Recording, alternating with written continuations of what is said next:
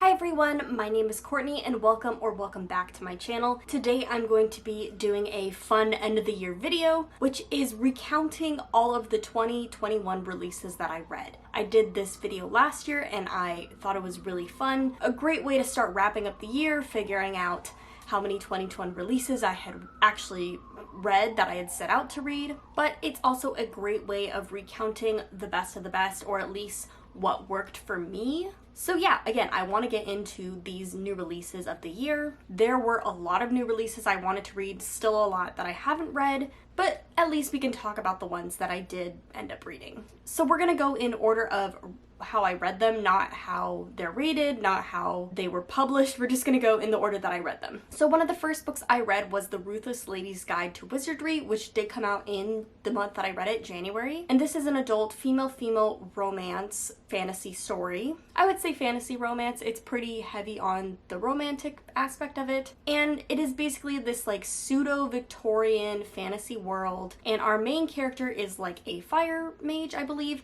And she is kind of like a ragamuffin street rat kind of a person, but she is taken on to complete a job, basically to like protect a person, and then her love interest is another one of the bodyguards. I believe that is the plot. Again, it's been like 12 months. I ended up giving this a 3.5 stars. I thought it was enjoyable, but unfortunately for me, the writing was a little bit tedious.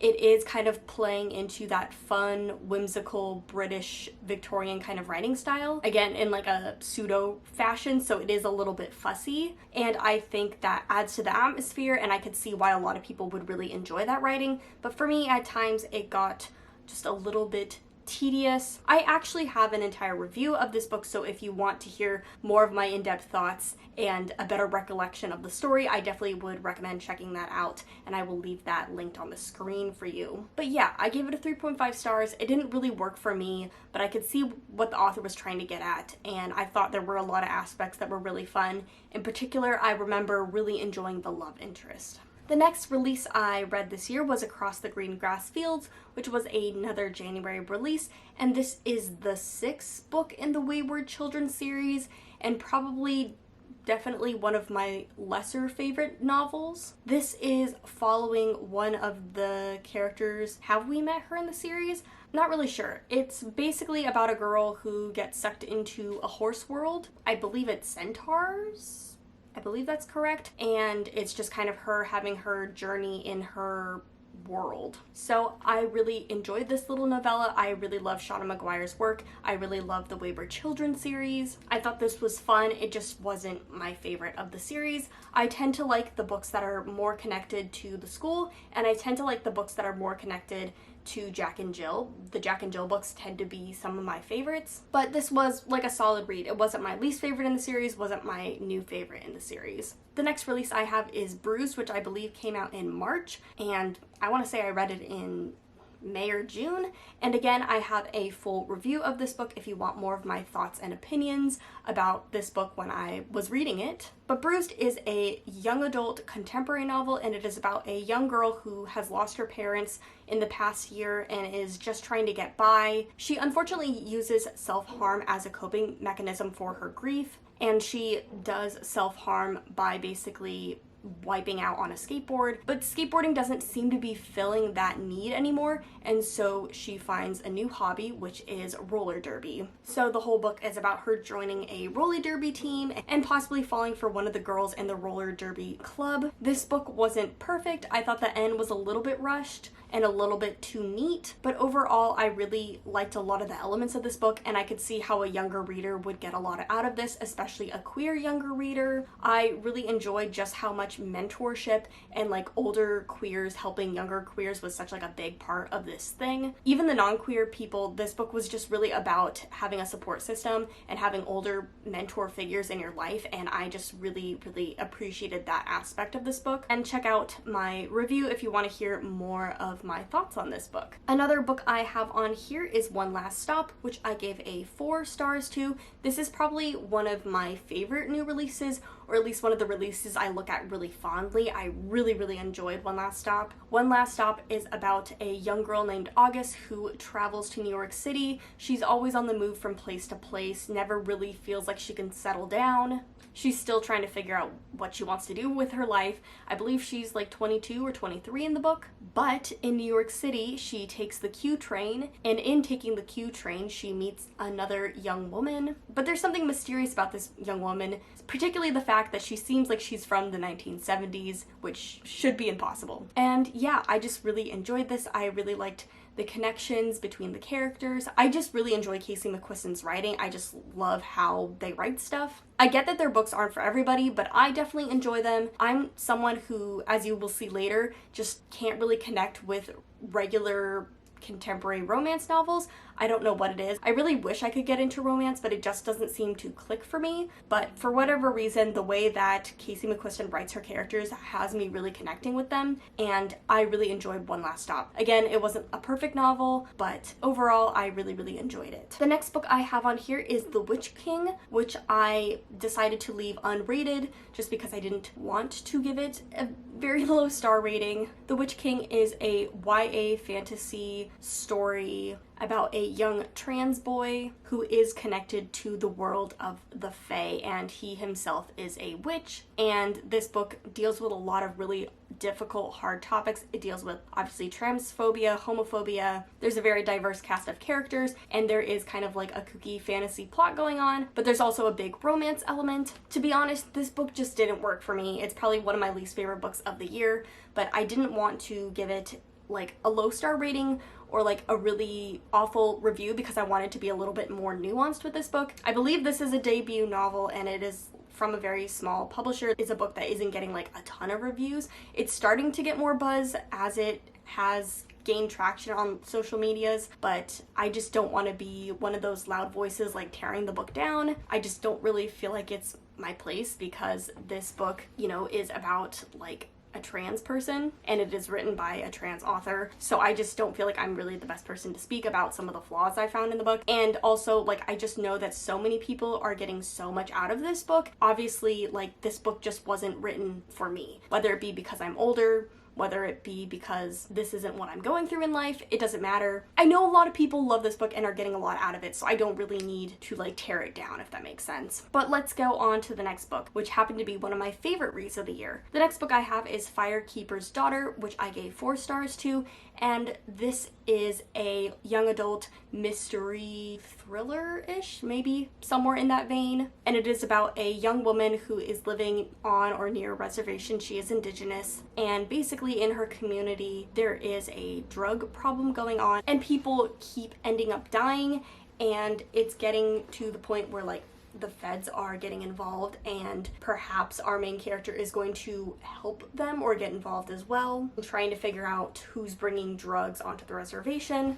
I really enjoyed this book. It is a chunker, it is slow moving, but I thought that really added to the story. And honestly, I was so invested in the characters and so invested in like the story and everything that was going on that I didn't like see the obvious answer of who like the bad guys were. Like, I can't really believe it because I always guess who the bad people are when I'm reading books. But yeah, I really enjoyed Firekeeper's Daughter. I loved the writing, I loved the characters, I loved all the nuance and just everything about this book. It was really enjoyable, and I'm really looking forward to this author, and I really hope that she writes more books because, again, I really enjoyed this. The next book I have here is The Ones We're Meant to Find, which I gave a 3.25 stars to. This is a young adult sci-fi speculative read, and it is basically about 2 sisters. One of them is stranded on an island and the other one is like in a eco city. There was a lot of really interesting things about this book, like the 2 different perspectives and the timelines and all like the little reveals and the nuance and the depth of character, but unfortunately it just like didn't fully piece together for me. I just felt like some things were in focus too much and some things needed a little bit more. It just didn't fully come together for me. I liked a lot of the sections, especially in the middle-ish, but again, it just didn't fully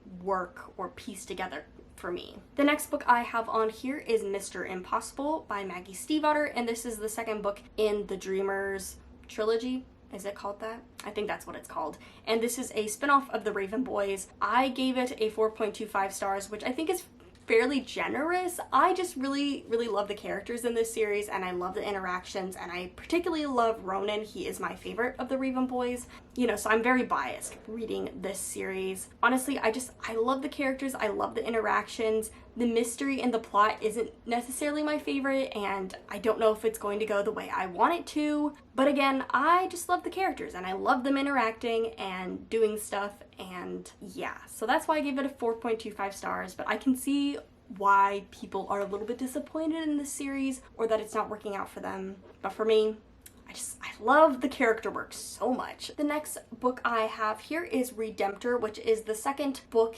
in the Raybearers duology. And this I gave 3.75 stars. I think the first book I gave 4.25 stars.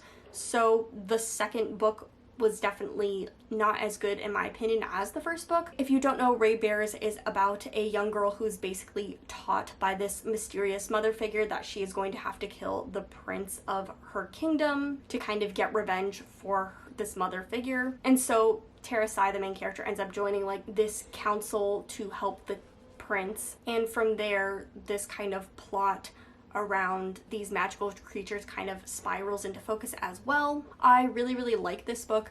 I love the series overall. I really love Terasai and a bunch of the side characters. I really love the nuance between Terasai and her mother and that storyline. In this book in particular, I really liked how she like went to the underworld and stuff like that. But a lot of the things that didn't work for me in this book was that there was a bunch of new characters. They were kind of rushed. This book in general felt like it could have been a lot longer, a lot chunkier, that we could have dug into the politics and the characters a little bit more. But overall, this book was doing a lot of really great work, and again, I love the first book, and so I was glad to see the conclusion to the series. The next book I have here is the T Dragon Tapestry, which is the third and final book in the T Dragon comic series, and this was my highest rated new release of this year, which I gave a 4.5 stars to. The T Dragon Society is basically a very cute, warm, cozy comic series about just people that take care of tea dragons in this fantasy world, and it's just very cute, very warm, and I especially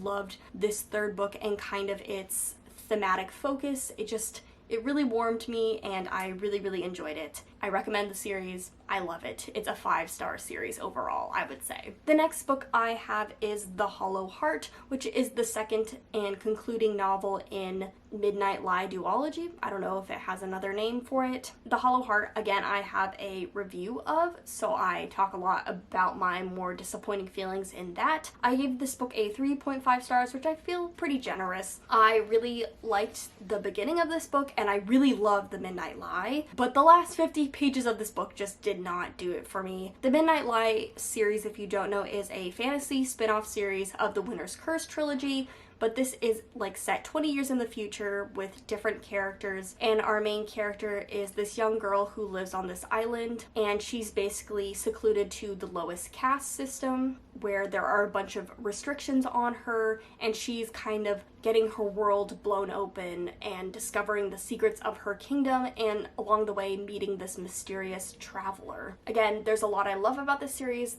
There's a lot I loved in particular that the Holo Heart did, especially in like the beginning of this book, but the last 50 pages were completely rushed. This could have been a trilogy. Honestly, I think it really should have been, or at least a very chunky second book. It wasn't that.